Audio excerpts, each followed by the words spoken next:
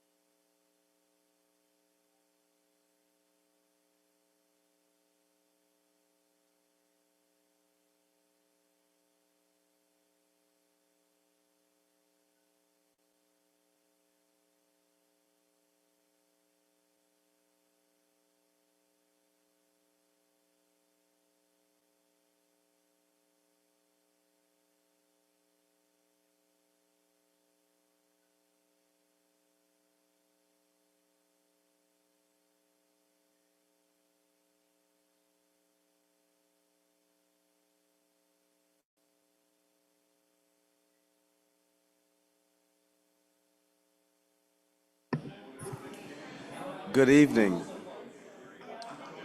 Good evening. Welcome to the July 8th Jefferson County Board of Education work session. There is a wonderful quote by Marva Collins that says this: "Once children learn how to learn, nothing is going to narrow their mind. The essence of teaching is to make learning contagious, to have one idea spark another." I would like to point out at the forefront of this meeting that Mr. James Craig is on vacation and unable to join us tonight. With that, is there a motion to approve the meeting agenda?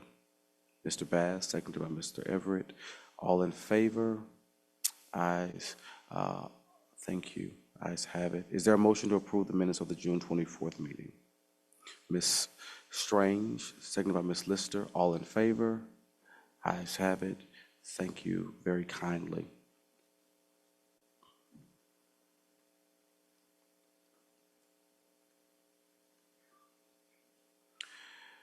At this time, it is my pleasure to introduce to you our new superintendent, Dr. H. Brian Yearwood, who will introduce the work session and the review of district applicant data. Thank you, President Scholl, for that warm introduction. Go ahead and get started with our work session, a review of district applicant data. Again, this work session addresses the board's request to have data presented every other month that would show the amount of current job openings, how many positions have been filled over the past 2 months, the number of applications received during that period, and the time it takes for applicants to begin employment. This is being presented by Ms. Cynthia Groman. Take it away. Good evening. So when you originally made this request, you requested it in April, and I had a conversation with the board about why it would be best to wait until now, and that is because of our transfer window, which is from March until the end of June. And so the data I'm going to give you tonight has to do with that time period and where we go from here. Before we can get started, though, I wanted to take you and give you a little context for how these positions came to be, what's created, what is the HR process, and kind of how that factors into the data that you're going to get tonight. We like to say here, and what is sometimes said in meetings, if it's people, it's HR. That means we are at the center of all of the school and departmental functions. We do not allocate positions, we do not allocate funding or say where a position is located, but what we do is consult in those matters, and we help to fill those positions. There are a myriad of other things that we do, but what we're focusing on tonight is those positions, and so that is where we're going to go from here. Where does the hiring process begin? It begins with board action. The org charts that you see when you create a position, that is then something that we then take action to fill. That is kind of the start of that position. The same is for budget allocation. Schools, when they purchase positions or are allocated positions, that's where the position begins. The first step in that to fill the position is they send a request to HR. HR then confirms that that position actually exists. Was it on the org chart? Is anybody, they make sure that it's vacant. They go through that process before they actually post it. We will post a position within 24 to 48 hours of when you send in the form that requests that the position be posted. Once that position closes, HR vets the applicants. We'll talk a little bit more about that on the next slide. We share the qualified applicants with the hiring manager. At that point, the hiring manager takes over the process. The hiring manager has an interview committee. They reach out to those that they've selected to interview. That can be a quick process. It can be a longer process. It depends on the position and the hiring manager. Once they select a candidate, they then send in that recommendation form to HR, and they will make that job offer. So that is how the process moves forward throughout those positions. This is a little more information about what that means within HR. All of our certified positions by law must be posted for 15 days on the state job site. So classified positions are posted a minimum of 7 days. So sometimes if it seems like there's a lengthy time to hire, part of that is that 15-day window of which the position must be open. Positions are posted not only on that job board, but they're posted on AppleTrack, which is what you see when you go on our website. And they are also sometimes cross-posted or advertised on an industry job board or other places where we think we might be able to get interest. When we say we vet applicants, what that means on the HR side is we take that job description that you as a board have approved, we look at those minimum requirements, and we look at the applicant to make sure that they hold the qualifications necessary to hold the position. Then those who are qualified go in the folder, which then go to the hiring manager, and they review and decide based on that information who they would like to interview. So every position that we get, our goal is to turn that vet those applicants and turn that folder around within 24 to 48 hours. Now that can depend. For some jobs you may have 2 applicants. For others you may have 40. But that we for the most part are almost always able to meet this 24 to 48 hour deadline. Then we extend, when we receive the recommendation back, we go back, we do a second vet of the candidate to make sure that they meet all of the requirements, that we have everything that we need. We require 2 references. If they don't have those, we reach out to the candidate or reach out to the references to try to get those back in. And then once we are satisfied that they meet those requirements, we calculate the salary based on our salary placement rules and our salary schedule, and HR extends the job offer.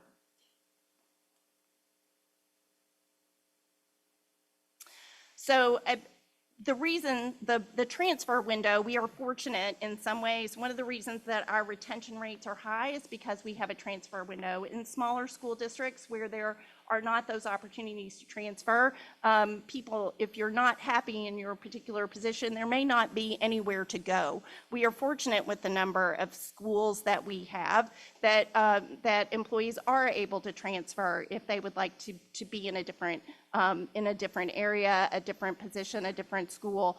And that lasts from March 1st to June 23rd. So during that time, the reason we didn't bring you vacancies at that point is because it's a domino effect. As people are transferring, positions open, positions fill, and it is a constant movement. When that ends at on June 23rd, when we have filled or completed that process, we have a better idea of where we have left to go. So school-based staff, this is just kind of showing you movement throughout that transfer process. So during that time period, HR posted 1,024 classroom teacher positions and filled 662. I won't read all of the numbers to you because they're there in front of you, but that just shows you the amount of movement that we have during that time period. Also in there, we also have a classified transfer process, so that's why you see their classified positions within that period as well. And so those are the numbers and movement. Now, one of the things I do want to say, we have 8 teams, staffing teams. We have specialists that lead those staffing teams through, and they're zoned operations central office, each of the zones matching up to what we have throughout the district with our assistant superintendents. So that's the way we're structured. We don't have anything in HR where we can push a button and give you the information that I'm giving you tonight. All of the information that you will have and all of these metrics are hand counted by those teams. So they went through and counted every position that they posted and how they filled, and that is what you have tonight. I will say, so that it's a bit of a time-consuming process. The other thing that I would like to say is that, and I think I'm probably getting ahead of my slides a little bit, but vacancies, when we are counting a vacancy, we are giving you positions that have been posted, which means we're actively trying to fill them, and I'll talk a little bit more about that in a minute. We also did an average, anticipating this presentation and wanting to be able to have that information for you, an average of the time during the transfer window that we were able to turn those files and these positions around, and that average was you'll see approximately 22 days. That included the posting time. So if you take that out, we were turning those around in a little over 7 days. And that is from the request to post to making that job offer. So to put things in perspective, one of the things we did, and the other thing I'll say about this presentation, not only was my team involved in this, we also worked a little bit with budget. So when positions are posted or when they are allocated, we are able to run a report of just the number of positions that are filled for the coming year. So budget ran that number, and that is 6,165 certified teachers. That was as of probably June 26th, that are listed in Munis. Those are positions that are filled for the coming year. So when we look at the vacancy numbers, we also want to put that in perspective. We are a large district. If you're saying you have approximately 165 schools, if you had one vacancy at every school, that's 165 vacancies. So when we talk about that, not to discount that we need more teachers and we want every single classroom filled, we also want to put those numbers a little bit in perspective of how many teachers we actually do have. So vacancy equals a posted position. I could be a principal. I have been allocated X number of positions for the school year. We are counting the ones that are being posted. I could have doubts about my enrollment. I may not have decided to post something just yet. So maybe I'm waiting and considering. Maybe I think someone is retiring, but I'm not sure. I'm going to wait and see because I'm going to do something different if that person retires. The number of positions allocated and funded is different than what I'm going to show you because we're showing you what is actively posted that someone is trying to fill.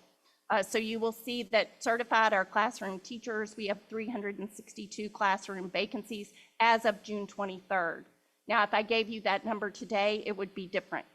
Every time we give you data, it's a snapshot in time as of the day that we collected it. So that's what we have here. We broke those down not by school. Now we ran last year for those on the board. Last year we ran vacancy reports. We linked them in the Sunday email that would show you where those vacancies were. We did not break these out by school, but that'll give you an idea of where our highest need is and anticipate those needs to be moving into the school year.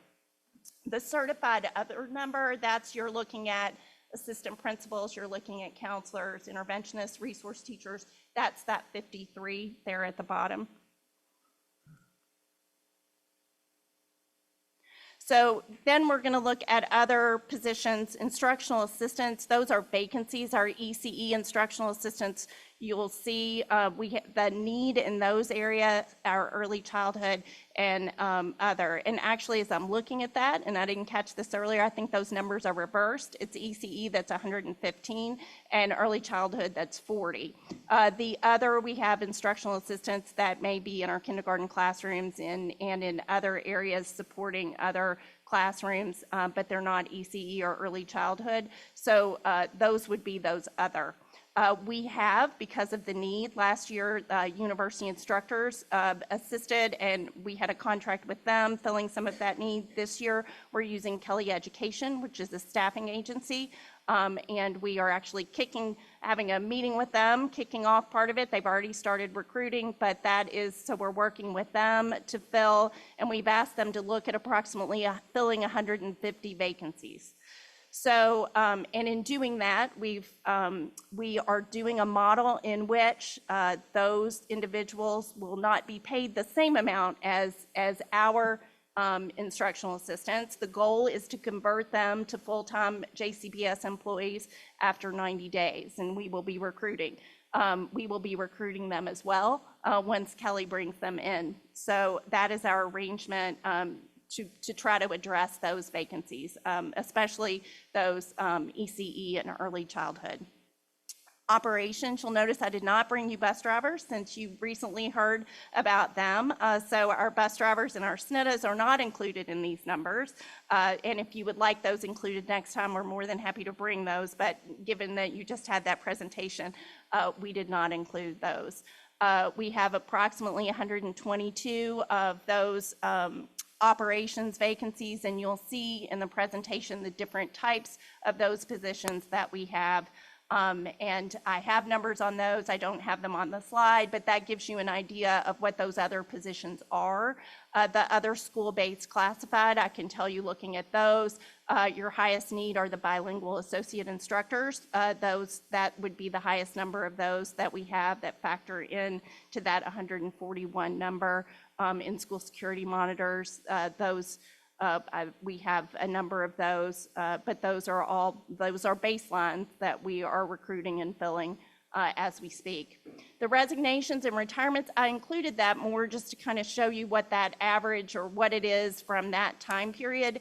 They don't necessarily factor into the numbers that you see because they could factor in on either side. If we know someone is not coming back on August 1st and we've received that intent to retire, the hiring manager may have already posted that position, they may not. That position may have already been filled and therefore not be counted in those numbers, or it may not, and it's hard to break those out. So but that just gives you a reference of where we are. So one of the things that I know in conversations about talking about the data and these metrics, that the hope was that in providing this information, we would see movement over time. And hopefully we will see movement over time. The question will be what that movement means. As people post more positions, as people leave, that means that those postings will increase. At the same time, we're also trying to fill them, and we will fill positions, and so they will decrease. There will not necessarily be linear movement, seeing one number that goes down over time that will be up and down. Now we have a plan in trying to how we calculate or how we are collecting the data to show kind of movement up and down, but I can't necessarily guarantee that we're going to see like a static number that we're chipping away at over time just because of how our process works. The other thing that was requested, and this is the limitations piece here, was the number of applications received. So in our system, if I came in and I am a new teacher and I want to teach science, there may be 30 science openings and I'm going to apply for all of them. We have no way of screening or delineating, taking that person out and just counting them once. So if you looked over that transfer window, you might see that we had 6,000 applications, and then you'll say, how did you have 6,000 applications and you have 392 vacancies? That 6,000 could be, that counts people who weren't qualified, who maybe got screened out because they applied for a position for which they had no certification or they couldn't meet those requirements. It includes people who apply for every position in the district. And once you fill out the application, and we've had discussions about the application before, to fill out additional applications, all you really have to do is click one button, click through, and click submit. So it's easy to apply for multiple vacancies, even if you don't qualify. So that is a number that I will not be able to give you as much as I would like to. Let's see. On Friday, we're having a job fair that is for all positions, so this is the plug for that. So if you know anybody who's still looking, that's teachers, that's operations, that's clerks and school security monitors, anybody, we're having that fair, and there's information, and we usually share those with you. And then I will be back on September 2nd with additional information on what's happened between now and then, and I'm always happy to answer questions in between. Do you have any questions tonight? Thank you for your presentation. This was requested, this report was requested by Mr. Everett, so I'll let you kick us off with questions. I have a few. I'll keep it brief. You referenced in here how long it took. It was like 7 days when you take out the window. That was internal. Do we have a number for external when it's not? Well, this year we did external and internal together. Okay. For all of our transfer positions or for those certified positions. That was a new process this year. That was not how we did it last year. Last year we did internal first, and if you didn't have a certain number of internal candidates, we would post it. for external, which would make it go from a 7-day posting to 22 days if you had to repost it. So in order to speed up the process, we met with the union and they agreed, and we made it an external internal, and we posted for 15 days, and we think that that sped up the process. It also allowed us to get external applicants in earlier in the process, and also to get their names to try to recruit them for other positions. So if you saw that you didn't have applicants for a particular position at an elementary school and you had someone that you knew was applying externally, you might say, hey, why don't you check out this school? And we had success with that. That's awesome. Okay. And then I was going to ask on that note I know it's the 2-week requirement by the state, it sounds like. Can you start interviewing before 2 weeks, or do you have to wait to do interviews? We wait until that 15 days is up. Okay. Now, there is a particular time, and we're getting ready to near that time, when the state will allow us to do waivers and post positions for 7 days, and we're getting ready to get to that spot in a few days, I believe. As far as you were saying, you guys go through them in 24 to 48 hours. How many people on the team do that? Is that your whole team it takes to do that? Is it one recruiter? Who's actually like going? It's not the recruiting team at that point, it's the staffing team. So we have a specialist, we have HRA is what we call them, a human resources assistant, who's the specialist right-hand person, and a clerk. Yep. And we also, and so that is the team that is going through those folders. At that time, it's all hands on deck. They're, trained to go through and vet those folders. In the past, if we haven't had enough staff, we've recruited other people to assist. This year, fortunately didn't have to do that, and we met those timelines. So I think the district is roughly around, is it 15,000 employees or something like that? How many recruiters do you have on your team? Let's see, we have an executive director of recruiting. We have 3 specialists who are recruiters. We have a coordinator and assistant coordinator. The coordinator is also a recruiter and organizer. And then we have our data management person who is helping to assist and keep track. And so 2 dedicated full-time recruiters for 15,000 people? We have 3 dedicated.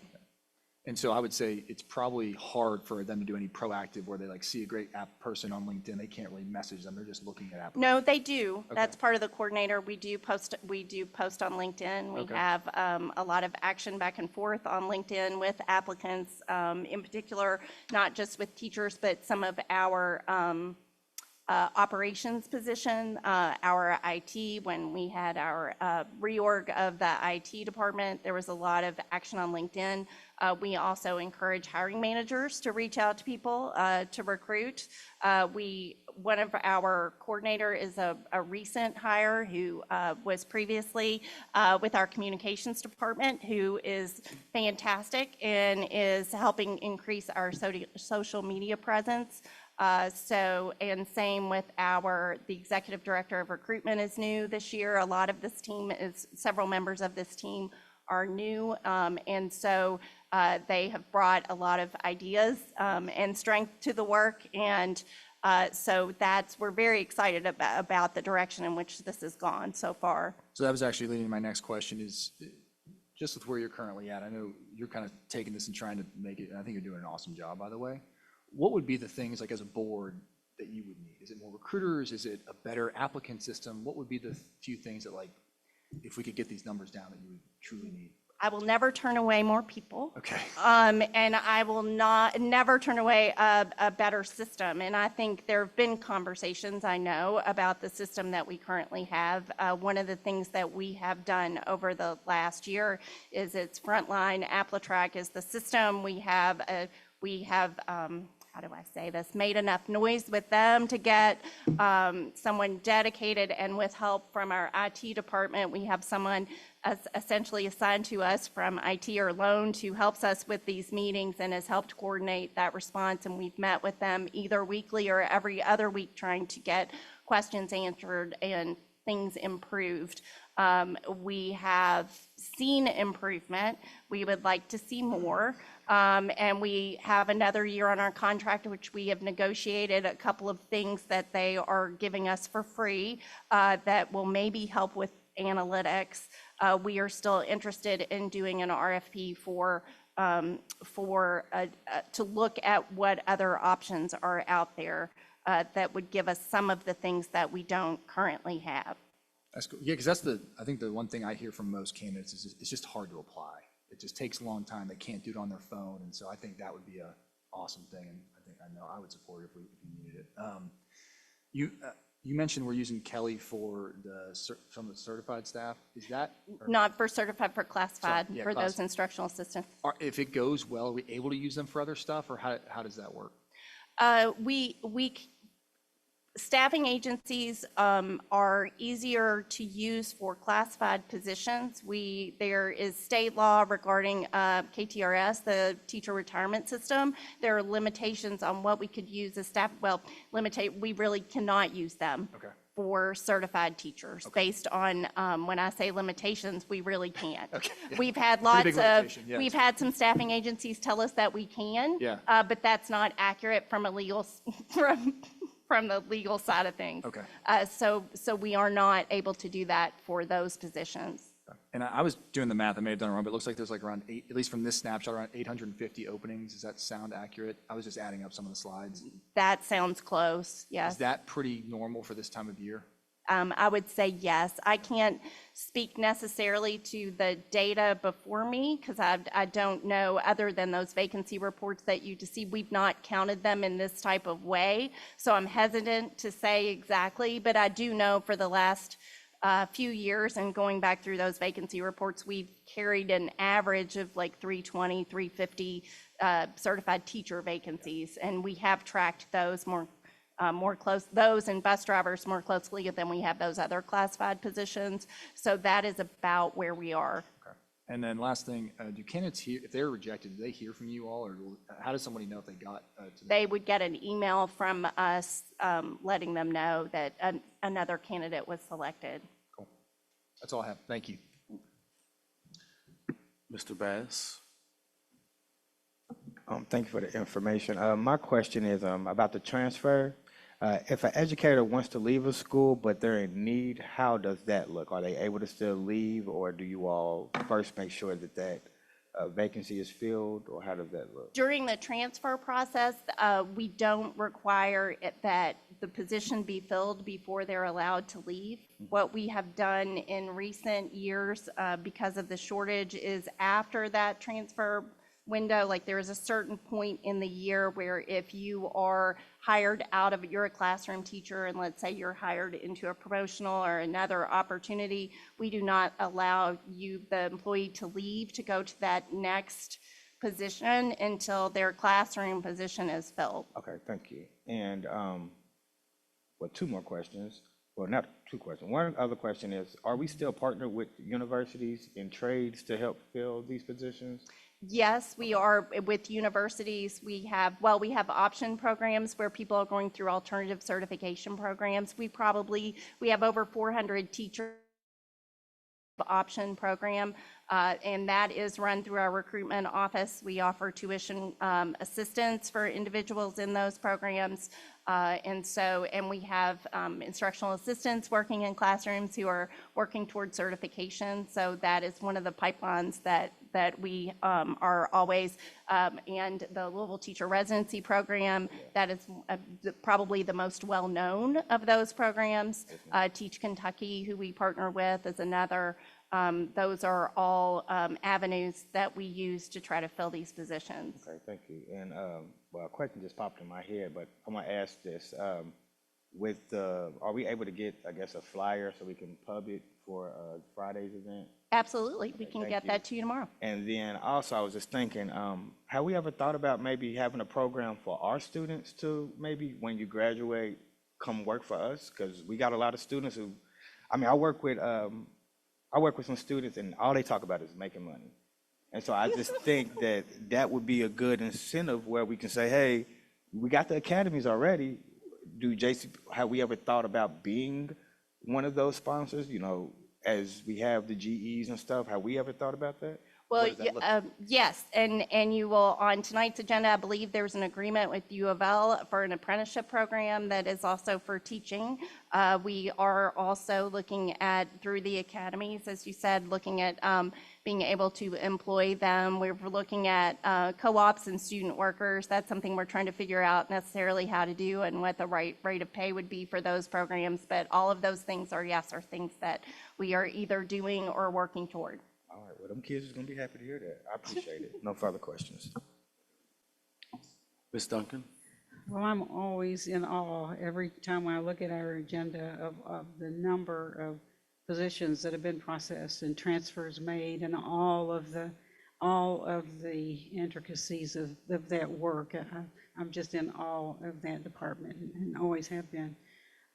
One question, do you ever target districts, school districts, like urban districts, where sometimes you know that there's overstaffing being done, and maybe you could target those districts to recruit, to try and bring people here? That is something that we've talked about, and we absolutely would with the shortage right now. Unfortunately, I don't know that there are as many of those to target. We have looked at ways to market and ways to reach educators when they are at conferences and other places. There are limits on certain types of recruiting that we can do with other school districts, but those are things we're constantly exploring. Well, thank you very much. That's all I have. Thank you. Thank you. Ms. Lister? Thank you for the excellent work you're doing, important work you're doing. I just had a couple questions. So like what Taylor was saying, I hear from people also that it's hard to apply, that they don't get any feedback. They feel like they've fallen into a dark hole. If they call, people are rude to them. So that seems like something that needs to be addressed somehow. But the other thing I wonder about is the narrative. Like, is there some sort of cheerleading team who is like, great place to work, you want to work here? Whenever I suggest to somebody, hey, you should be a teacher, everybody goes, don't tell them that, that's a horrible job, right? I mean, why is that the narrative? So is there some sort of cheerleading team to try to? Yeah. Well, I will say that's one of the things when we talk about social media, the best recruiter is someone who's happy where they work. So when we talk about engagement and we talk about recruitment and retention, when we talk to you about the upbeat surveys and those types of things, those are other aspects of this that were not necessarily part of this vacancy presentation today, but that is something that we're constantly working on. We've talked, that is one of the things, you know, our retention rate, I believe the last time I was before you, I want to say that rate was 94.6%. That's very high for a district of this size. One of the things that we constantly battle is not just, it's the narrative of people doing just exactly, and I've had someone tell my child that, you want to be a physics teacher, why don't you go into engineering first? You can always be a teacher. And I'm like, are you kidding? But that is a narrative that they all hear, like that, and that's common. But the only people who can combat that narrative, that is us. Right? And so that is that retention, that's the engagement, that's the community as a whole. If you want to invest in your schools and you want people to be teachers, and then those are things that we as a community have to invest in, promote, and be cheerleaders for. It's not just us as a district, it's a community-wide situation. And to reach out and to share the positive stories. And I feel like when we're here and we have the recognitions, and our communications team does a wonderful job of showing the great things that are happening every day in a JCPS school, that is something that we all believe in. It's a message that we have to fight to get out. Ms. Strange? That's because it's not bleeding. If it bleed, it leads. That's the news motto. So unfortunately, all the wonderful things that are happening in JCPS gets buried somewhere else. But again, this is helpful information, but I just know of the aggressive practices that we took to recruit bus drivers, but I don't see that same aggressiveness about recruiting teachers. are we getting there? And I hear the wonderful things that are happening with the new social media and all that. I just don't feel like that I'm seeing that same sort of sense of urgency with recruiting of the teachers. So that may very well be in the works, but is it? Well, I will say that we spend throughout the year, our recruiting season is, well, it's 24/7 all year long. I will say that as we go into the fall, we're going to job fairs, the work that you may not see we're going to job fairs all across the country. Locally is your best return on investment, but we go throughout targeted areas and targeted schools. We go to HBCUs, we go all across the country trying to recruit teachers. There becomes a certain point in the year where there isn't much movement. You're recruiting for the following year. So when we get to a certain point, people are locked into their contract. They are into a particular position. And so what we are doing is really promoting ourselves for the year to come. That all starts this fall and goes on all the way through the spring. Then we are also doing those job fairs, trying to get classified employees, but that is when we have that movement. It is and which we've talked about here with the board and throughout the community, to be aggressive. Part of that is strategic, it's compensation, it's benefits, you'll see that there's a position on tonight in the org charts for a director of classification and compensation. The goal for that position is to have someone who is an expert in the field to help us be more strategic in what we're offering, taking the budget, and we do have, as we all know, issues with our budget, but how can we best spend those funds in the right places to get and to not only get, but to retain staff members. And that's something that we all recognize, and that's part of that aggressive strategy. There is urgency in this. None of us, I will say that my team, which is fantastic and put a lot of work into this presentation, the fact that I'm here telling you the number of vacancies is something that they are not comfortable with. And they would sit here and tell you that. They would come into a person and tell you that they feel very vulnerable because if they could create people during this shortage, if they could get people certified, if they could themselves bestow a certification on someone, that is 100% what they would do. They are working very hard to fill these positions. Unfortunately, we are in a long-term shortage that started years ago and has not necessarily improved, and COVID took another big swing and bite out of that. None of those are excuses, but we can't get, part of it is getting people, as Ms. Lister said, into education. Yeah, I mean, this is bigger than JCPS. I clearly recognize that. Especially, I mean, just what we want to pay teachers, and not just here in Louisville, just nationally, what they want to pay teachers.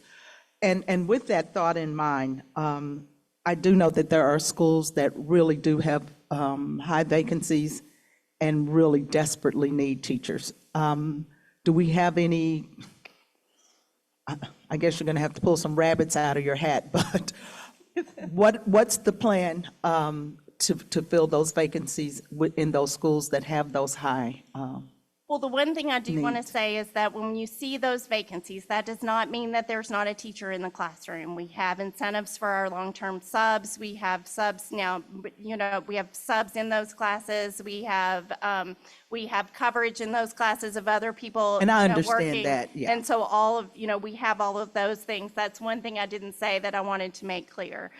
The other thing is to the point of what we discussed, which is recruitment. We have principals and we support our principals by giving them tips on how to recruit. How do you recruit that sub that comes into your building to make them want to be a full-time certified teacher? How do I welcome them in a way that I want them to be part of the team? We have principals who call us, and this may that will say, I was talking to somebody in the grocery yesterday and I was talking to them and they think they want to be certified. I think they want to teach science.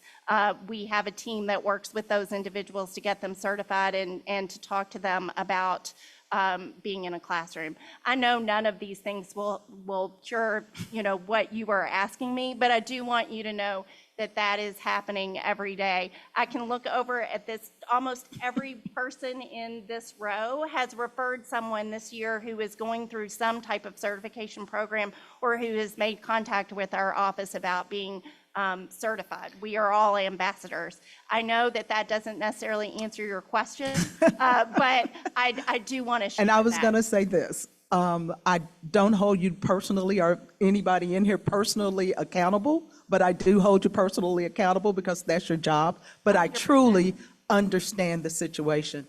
And one last question, and again, this is probably beyond JCPS. I have friends with PhDs and have taught for years in other states, and they can't come here and teach. For some reason, they can't get a job teaching here. And again, that's probably beyond, JCPS. I don't know if it's state reasons or what. That is something I would love to talk to you or talk to them about Okay. outside this meeting, because we do, I will say we have a And I know you have certification creative specialist. ways to get people into teaching positions. Well, I was going to say, we have a certification specialist who talks to the EPSB, the Education Professional Standards Board, who licenses teachers on a regular basis. And we talk, and I don't want the hyperbole, but I would say he's probably on the phone with them at least once a day, if not more, about getting people certified or in that lens. And that is something that I think we need to explore. Okay. Thank you. Thank you. Thank you again, Ms. Groman, for your presentation and for your clarifying remarks. I think I only have one question. I really appreciate the sentiment related to narrativity in this community related to persons entering the teaching profession and working in other areas of our district. But I should flag that there are people who have been inspired by educators in this district who have graduated from JCPS and entered area colleges such as the University of Louisville and Bellarmine, who have graduated, who have received their certifications to teach, and as of July 8th, 2025, have not been hired as teachers in the Jefferson County Public Schools District. I don't know why that is. I don't understand exactly what prevents those individuals from being hired, particularly when we have a teacher shortage.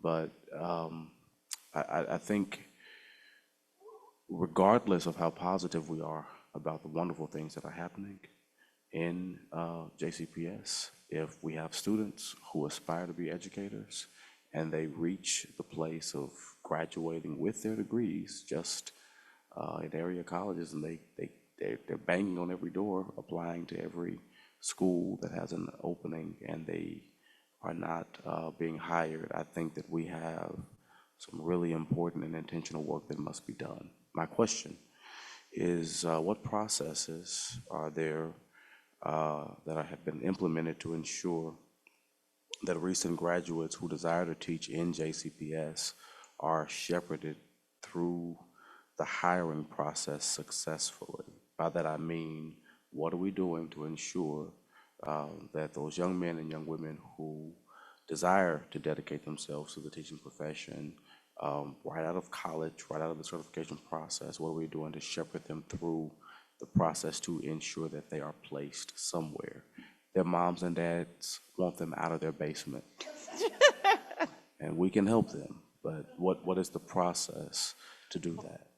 Well, we have a couple of things. So during the transfer season, people are, during that window, there are seniority, there's seniority involved in some of those positions, and that affects some of the hiring for external candidates. When we get to this point in the year is when we still have those vacancies. We're still trying, it's not a static situation. We're still hiring, right? School is still a month away. So if you have not gotten hired yet, it does not mean that you will not be hired for the 25-26 school year. That is one thing that I do want to make clear when we talk about this, and anybody watching this, we are still hiring for those positions. So if there are individuals who are new graduates and perhaps they were not, maybe they applied and were not selected because the hiring manager went with someone who had more experience, it does not mean that they will not yet be hired. We will continue to post positions multiple times. They're not posted just once. If it's not filled in that 15 days, we repost it. So that is another way in which there is still time. We do give conditional offers to recent graduates, our student teachers, and those individuals may be waiting placement. They're applying, they may be applying and have not yet gotten selected, but by the end of the process, if they have not been selected and we're close to the start of school, we will place them in a position that's in a vacancy. I can't speak in particular to the individuals that you're discussing, and I would say, as I told Board Member Strange, if you have individuals who are in that position, I would love to have more information and make sure that someone is reaching out to them. I do know we have folders of people, we were just discussing this today, who had not yet been selected. Perhaps they'd been interviewed and they weren't chosen for a particular school. Perhaps I'm only applying to these 3 schools as opposed to casting my net more broadly of ways we've already discussed reaching out and pulling those people and calling them and recruiting them, and to say we still have openings here, here, and here if you're interested. So those are processes that we have.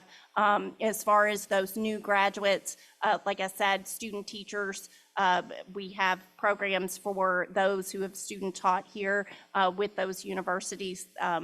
And we have recruiting events for them and stay in touch with them through our recruiting office. Okay. And we're keeping in contact with those individuals to ensure that they are placed? Yes. Okay. Who is responsible for that? It would depend. Sometimes it's our recruiting office. Sometimes it may be the specialist who is over the zone for which that person is applying. It would depend on the position.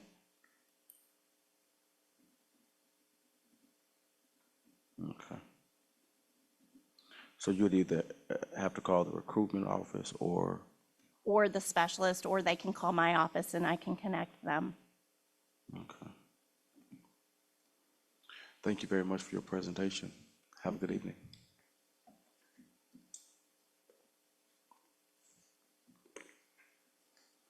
Is there a motion to approve the consent calendar? Mr. Everett, seconded by Ms. Strange, all in favor? Ayes have it. Thank you very kindly. Mr. Everett, at this time, will do our tie bids. Item number 64 on bid ID 8454 for automotive/bus repair parts and services line item. Thank you. Is there a motion to adjourn? What? I have to award it. Oh, okay. How many do you have? Sorry, yeah. My first time. Okay. I've got a second one too, Corey.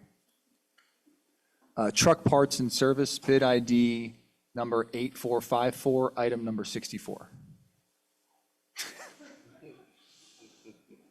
Item number 92 on bid ID 8454 for automotive, bus, and repair parts and services line item. It's kind of cool. I know, right? Yeah, James, I know why James does this now, man. Bid ID number 854, item number 92, Napa Auto Parts. Thanks. All right. Yeah, thanks. Is there a motion to adjourn? Mr. Bass, second by Ms. Duncan, all in favor? Ayes have it. Have a good evening, ladies and gentlemen. Thank you.